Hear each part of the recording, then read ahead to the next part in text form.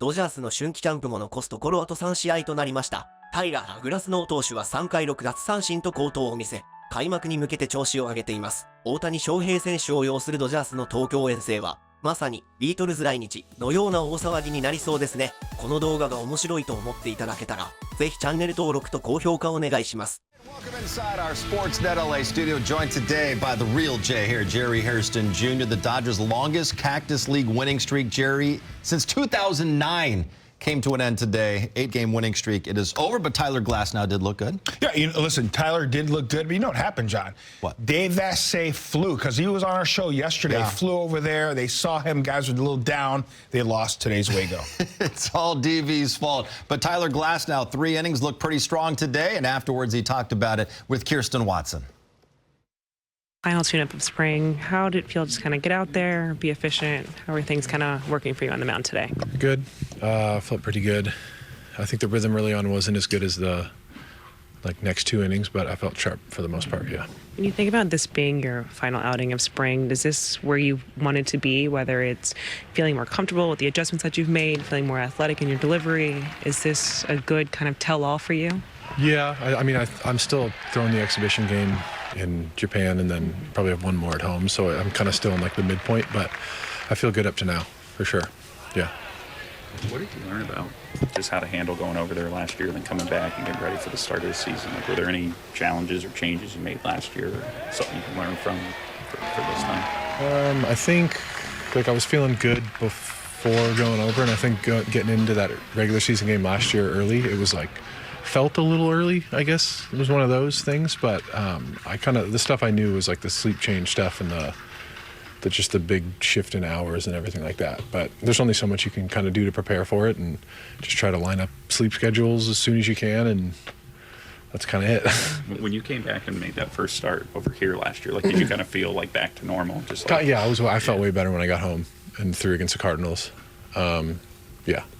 Is there anything different that you guys are doing as a team now this year so that you maybe kind of learned in terms of the sleep schedule, stuff like that? I don't know. I think everyone kind of, I don't know what everyone's answer would be, but I know they'll kind of let us know how to handle it before. And you get on the flight and they have those little, a bunch of, it's a sleep packet thing, and it'll kind of give you instructions and some supplements and all that stuff. So you either do it or you don't, kind of thing. Yeah. What are you expecting the scene to be like when you guys go over there? Otani's Justin Bieber times 10 over there, so it's probably going to be insane. There are a lot of people. Last year was a lot of people going through the hotel and every day, kind of walking around. So I'm expecting it to probably be crazy. What people don't see, Jerry, is the hustle of Kirsten Watson. She was there racing into the clubhouse to talk to Tyler Glasnow, races right back out after the final out to talk to the skipper, Dave Roberts. Well, Dave, for Tyler Glasnow, he had his final outing of the Cactus League. He was able to get through 3 innings. Pretty efficient there. What did you see from him just today? I thought he was good. I thought the stuff was good. He felt good out there. I thought his mechanics were good. Strike throwing was fine. It was good to get him through 3 innings, and then I think his next will be that first exhibition game in Tokyo. So he's well on his way. And we also saw some of the key arms out of the bullpen. Results here and there, but what were you seeing just kind of from those guys as they continued to progress, whether it was up, downs, and different situations? Yeah, you know what, I think, the main thing for us is we got Bonda to do an up, down, and obviously I don't think he was as sharp in that second inning. Got the strikeout versus the lefty to finish that 1 inning, but just kind of building him up was good. I thought Alex threw the baseball well today. Kasperius continues to throw the ball really well. So overall, I thought Luis Garcia was fine. So overall, pretty good outing from the pen. And with now only 3 games left here of the Cactus League before this team gets on a plane, heads to Japan to open the season against the Cubs. You've got Blake Snell, who will have his final tune-up of Cactus League tomorrow. What are you hoping to see from him as he takes another step? You know, I think Blake is going to be up to 4 or 5 innings, and he's had a good camp. I think he's been pouring into some guys, but, making sure he, keeps his side of the street clean and getting ready. So he's excited to pitch, and this will be his last one, obviously, as you said, in the Cactus League, and we'll go from there. All right, thanks so much, Dave. All right, Kirsten, thank you. The Dodgers fall, though, by the final of 5-2. Tyler Glasnow, 3 innings, allowed just that solo homer, struck out 6. Ben Kasperius gave up 1 run in his inning and 2/3, couple Ks. Mookie 1 for 2 with an RBI. Chris Taylor 1 for 3, scored a run. Freddie Freeman 1 for 3 with an RBI.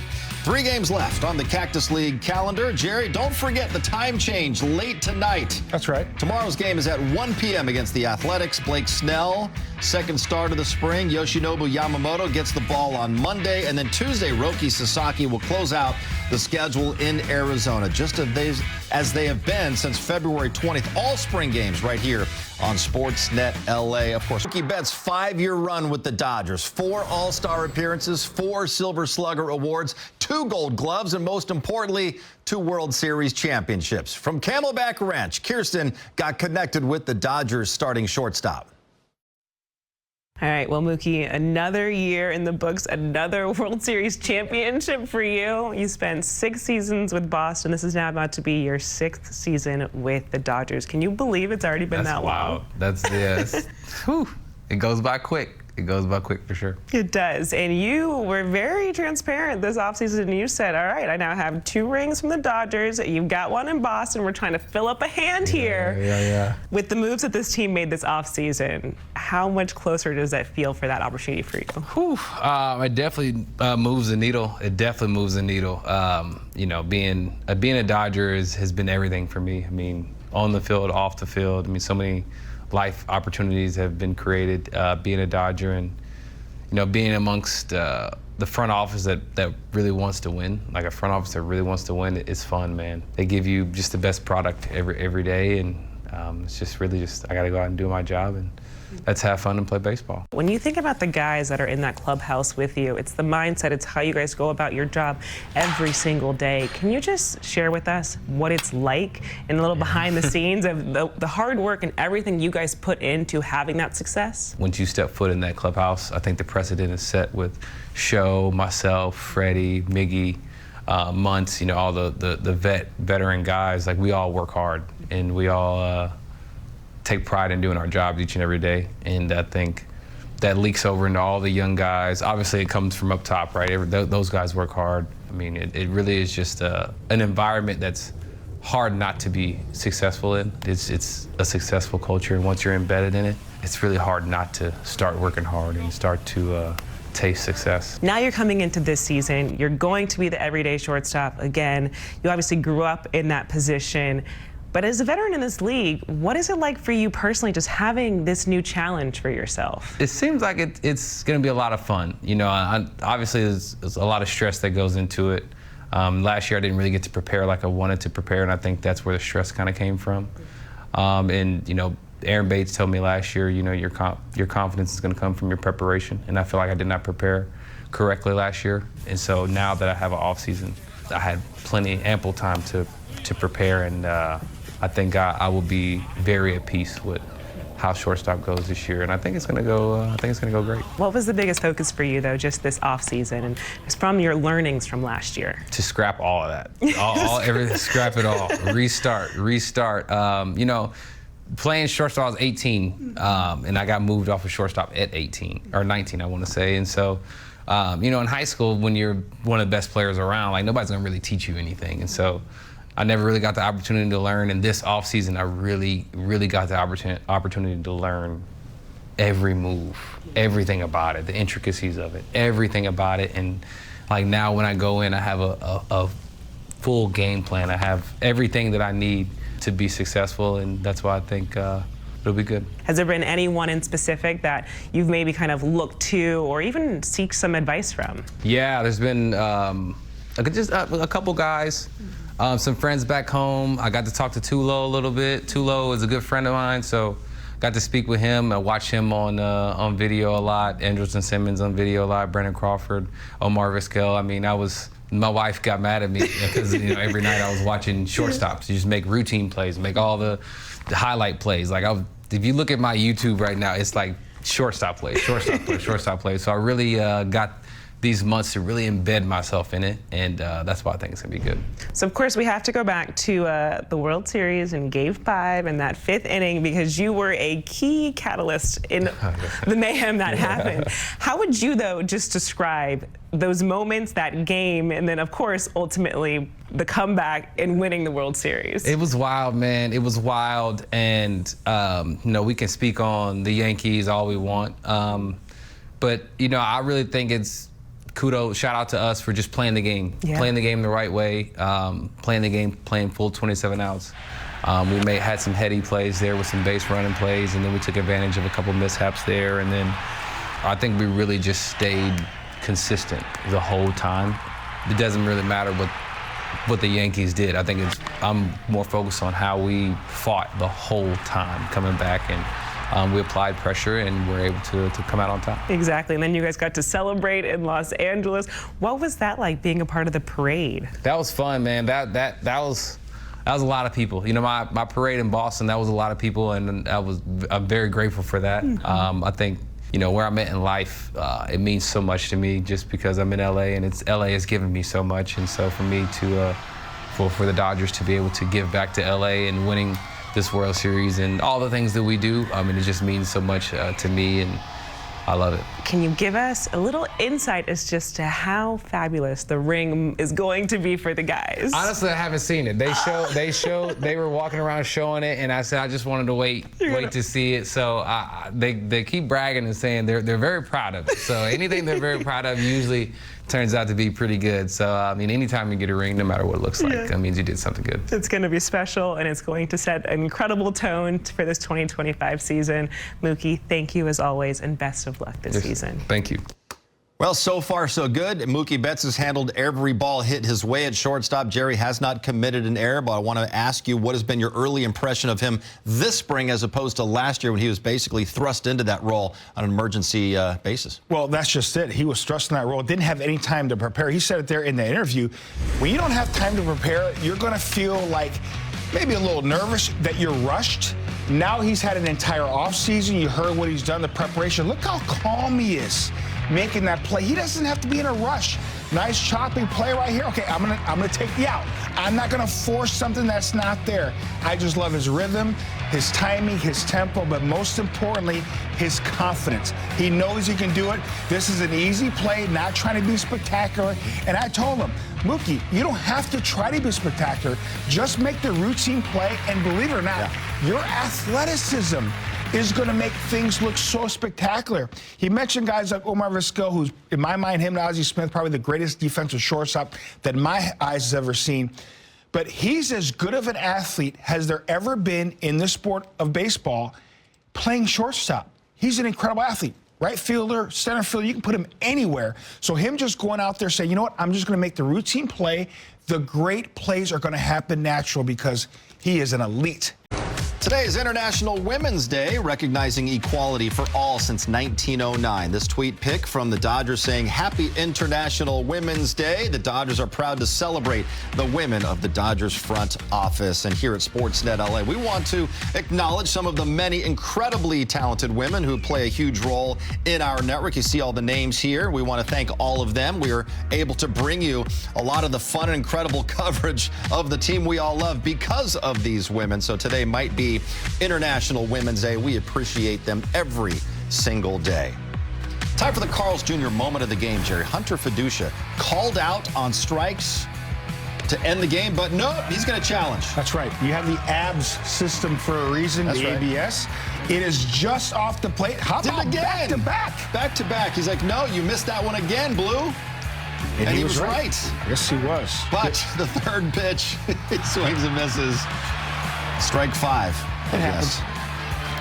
Dodgers lose 5-2, but nobody really cares. But Jerry, what we do care about is Tyler Glasnow coming back from the elbow injury. He has looked good this spring and another solid outing today. Yeah, he was extremely sharp. Had the fastball, had the breaking ball, especially that 12-step curveball. We're going to the K zone and break down Tyler Glasnow.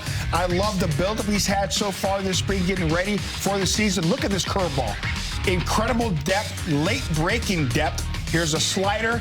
Nice job keeping it out of third for strike 3. Here comes another slider. This is not a bad pitch. This is the first pitch of the inning. You try to throw that get-me-over slider. You tip it out to Miguel Vargas. He was ready for it. Drives out of the ballpark. That breaking ball, 12-6, getting the hitter to chase. You loved the breaking ball, the slider, curveball. How about the fastball? 96 miles an hour. One more time to Taylor. That is by you. Work on that curveball as well. Again, Tauchman once again to chase that breaking ball.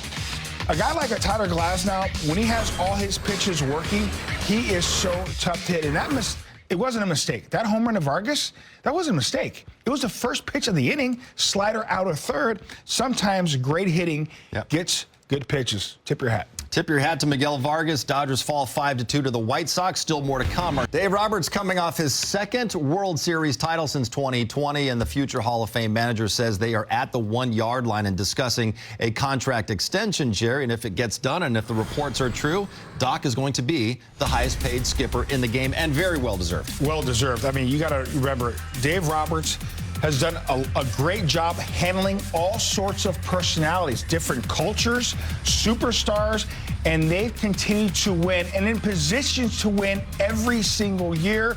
Dave Roberts is loved, but more importantly, respected in that clubhouse by not just the big league guys, but also the guys that are coming up to the show, AA, AAA guys.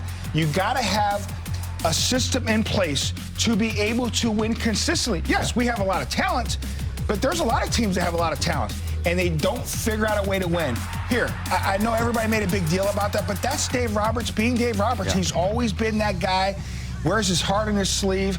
This is well-deserved. Here's another thing, too, John. Last postseason, yes, he had all the information, all the analytics. He managed with his heart. He managed with his eyes. A lot of moves weren't analytically correct. Right. But he understood the situation and he understood his players, and those moves paid dividends, and that's why they won the World Series. So obviously the front office recognized that. Congrats. Yeah. Dave Roberts. They will get it done in the coming days. We know that. All right, so, Jerry, the producers, they could not reach you earlier this afternoon, so they asked me for my answers instead. So I'm going to need you to tell me if I'm right or wrong in these two answers here. I was asked to give an X factor for the Dodgers pitching staff. I chose Tyler Glasnow. The big reason why, I know he's an all-star last year for the first time, but if he can just stay healthy for an entire season and be available in October, that changes this pitching staff. Such an incredible deal. I think you're right, John, and here's why. We know what Blake Snell, even though this is his first season as a Dodger, you know what he's done throughout his career. Left-handed starter, 2-time Cy Young Award winner. You have him with Yamamoto, and obviously Sasaki will be in the mix. Healthy Clayton Kershaw down the road, maybe Bobby Diller, Tony Gonsolin. You put Tyler Glasnow elite? Yeah. Yes, I will agree with you. He is the X factor. All right, so we got 1 for 1 so far. On the position player side, Jerry, I went with one of Tyler Glasnow's battery mates, that being Will Smith. Again, 2 consecutive years as an all-star, but we've seen him in the second halves really tail off offensively. He was dealing with a bone bruise in his ankle we found out about. But if you get him healthy and get him to a point where in the second half he can also produce like he has in the first half, game changer. I don't like where this is going, John, because you're 2 for 2. I'm going to agree with you because Will Smith bats is elite when he's right.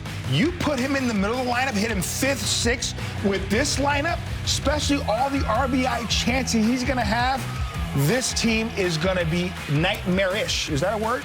Yes. Of course it is. Nightmarish for the rest of the opposition. So we got to make sure he not only is healthy, but stays healthy throughout the season because he is a tremendous X factor. All right, so we'll see if we get Will Smith and Tyler Glasnow healthy all throughout the season and productive. Key upcoming dates with only 3 Cactus League games left. The Dodgers will be in Japan March 18th and 19th for that Tokyo series to start the year against the Chicago Cubs. Then it's back here to Southern California March 23rd to begin the annual Freeway Series with the Angels. March 27th, the home opener against AL Cy Young Award winner Tarek Skubal and the Detroit Tigers. Ring ceremony nights is the following night at the Ravine. Tomorrow, Blake Snell makes his second start of the spring. Hasn't pitched in a Cactus League game since February 25th, where he threw 30 pitches in 1 inning of work. He has thrown on the backfields. Jerry, what are you hoping to see out of Snellzilla in his final Arizona outing? Continue, obviously, the buildup with the innings, the pitches.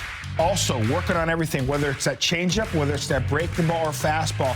He's still on his normal plan to start the regular season. So just getting his work in. All right, so Cactus League play wraps on Tuesday afternoon. Then Wednesday, the team heads to Tokyo. It'll be like the Beatles arriving, Jerry. As a player, how much do you think these guys are looking forward to this experience? Listen, they are looking forward to this experience. Listen, there's nothing like traveling abroad, especially if you're the Dodgers' historic franchise.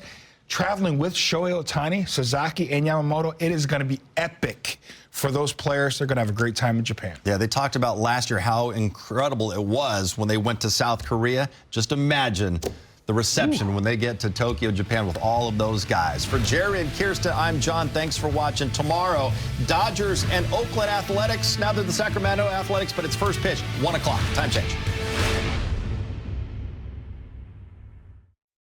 ムーキー・ベッツ選手はショート守備に自信を持ち、オフシーズンに徹底的に準備をしてきたようです。ワールドシリーズ2度制覇の経験を持つベッツ選手は、指輪をもっと増やしたいと意欲満々です。日本人選手たちの活躍も含め、今シーズンのドジャースから目が離せません。これからも最新情報をお届けしますので、チャンネル登録と高評価をお願いいたします。